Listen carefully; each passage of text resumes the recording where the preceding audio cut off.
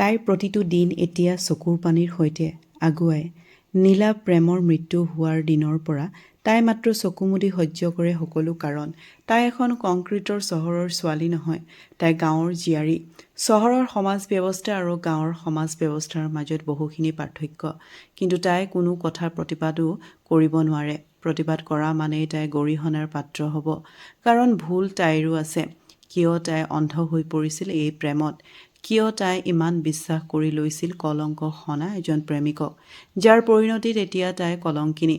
আজিৰ পৰা প্ৰায় 6 মাহৰ আগৰ কথা। তাইৰ বান্ধৱী অপৰাজিতাৰ বিয়া। শৈশৱৰ পৰা পাৰ কৰা অপৰাজিতাৰ লগত তাইৰ সম্পৰ্ক অকল বান্ধৱীয়েই নহয়, বাই ভনীৰ দৰে। তাইৰ গোপন কথাবোৰৰো উমান তাই পাইছিল। গতিকে সেইখন বিয়াত পৰিয়েই নোযোৱা কোনো কথাই নাই। তাই জিতাৰ বিয়ালৈ গৈছিল, বেগত ভৰাই লৈছিল সম্পৰ্কীয় বায়েকৰ কেঁচা পাটৰ কাপোৰযোৰ। লগতে তাই বহুদিনৰ পৰা সাঁচি ৰখা ৰঙীন আধুনিক পিঠি কটা ব্লাউজৰ সৈতে আধুনিক মেখেলা চাদৰযোৰ। কিমান যে আশা। জিতাৰ বিয়া তাই ফূৰ্তি নকৰিলে হ'বনে? কিছু সময়ৰ পাছত তাই বিয়া ঘৰত সোমাইছিল। চিধাই তাই জিতাৰ কাষলৈ গৈছিল। তাইক দেখি কইনা জিতা দৌৰি অহাৰ দৰে তাইৰ কাষলৈ আহি মৰমেৰে আলিংগন কৰিছিল। মই বহুত সুখী তই যে আহিলি, জিতাই পৰীক কৈছিল। কিয় নাহিম? তই মোৰ একমাত্ৰ বিশ্বাসী বান্ধৱীজনী। ইটো সিটো কথাৰ মাজেৰে বিয়াৰ দিনৰ পৰ্ব চলিছিল। পৰিয়ে দিনত কেঁচা পাটৰ মেখেলা চাদৰযোৰ পিন্ধিছিল। খুব মৰম লগা তাই। কঁকাললৈ বৈ পৰা দীঘল চুলিতাৰি, লগতে হাঁহিলে মুখত ডিম্পল পৰে তাইৰ। তাইক দেখি জিতাহঁতৰ গাঁৱৰ পিলিঙা ল'ৰা এটাও তাইৰ কাষৰ পৰা নোযোৱা হ'ল।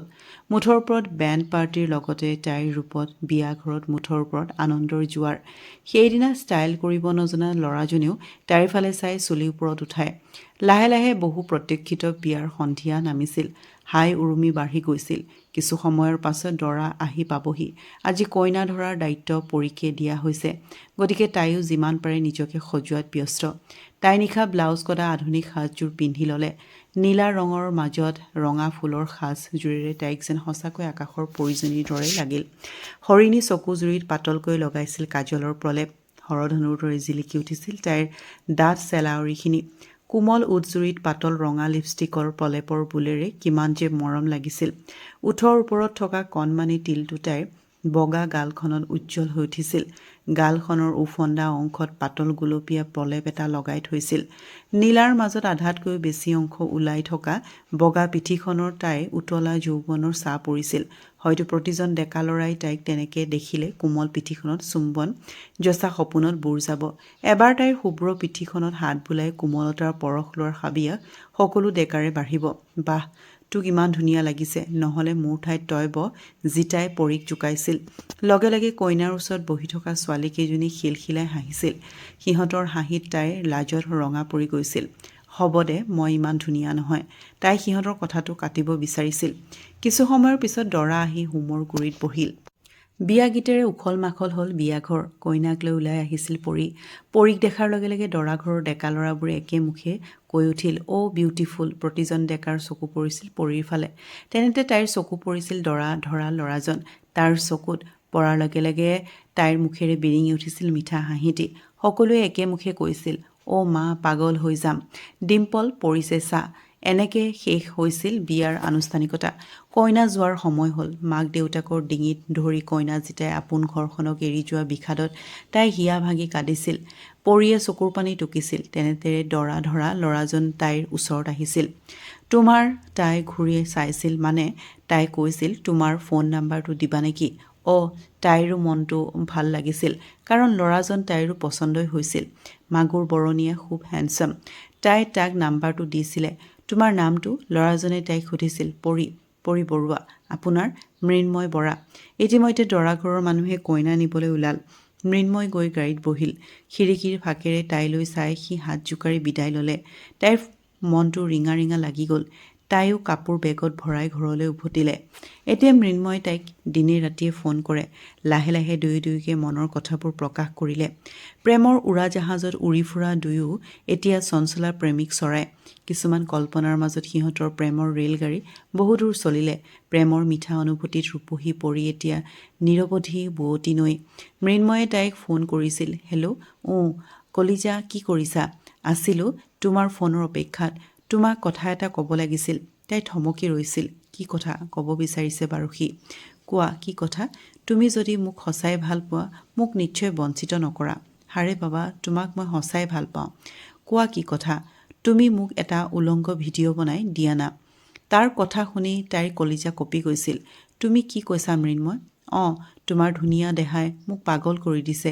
প্লিজ দিয়া না। তাই নিদিয়ে, সি নামানে। কোনে বাৰু পাৰিব নিজৰ উলংগ শৰীৰৰ ভিডিঅ' বনাই কাৰোবাক দিবলৈ? শেষত সি ফোন কাটি দিছিল।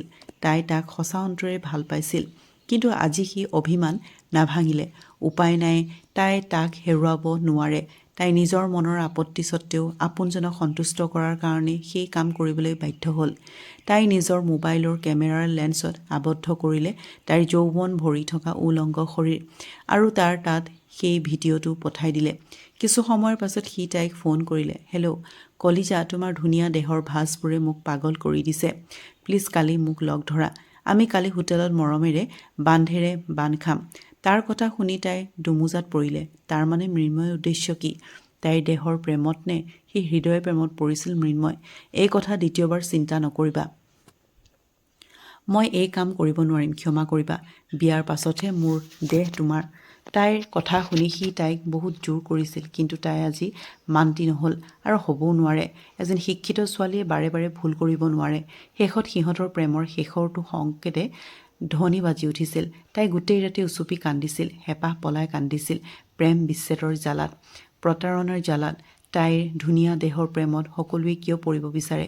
কিয় নিবিচাৰে সঁচা অন্তৰৰ সঁচা প্ৰেম? তাই যে ভাগি পৰিলে। এদিনাখনৰ কথা, তাই ভায়েকৰ মোবাইলটো খুচৰি আছিল। তেনেতে তাই ভায়েকৰ মোবাইলত এটা মুখবিহীন উলংগ ভিডিঅ' পাইছিল। তাইৰ গাৰ নোম শিয়ৰি উঠিছিল। সেয়া তাইৰ ভিডিঅ'। তাৰ মানে মৃন্ময়ে ভিডিঅ'টো নেটত এৰি দিলে। হে ভগৱান, তাইৰ ভায়েকে তাইৰ নগ্ন শৰীৰ চাই যৌৱনৰ হেঁপাহ পূৰণ কৰিছে। তাতকৈ লাজৰ কথা কি হ'ব পাৰে? তাইৰ নিজকে উলংগ জন্তুৰ দৰে লাগিছিল, লাজ নথকা জন্তু। তাই ভাবিছিল বেলেগে নাজানিলেও সেয়া যে তাইৰ শৰীৰ। তাই বুজি উঠিছিল যে তাই এতিয়া পৰী নহয়, তাই কলংকিনী।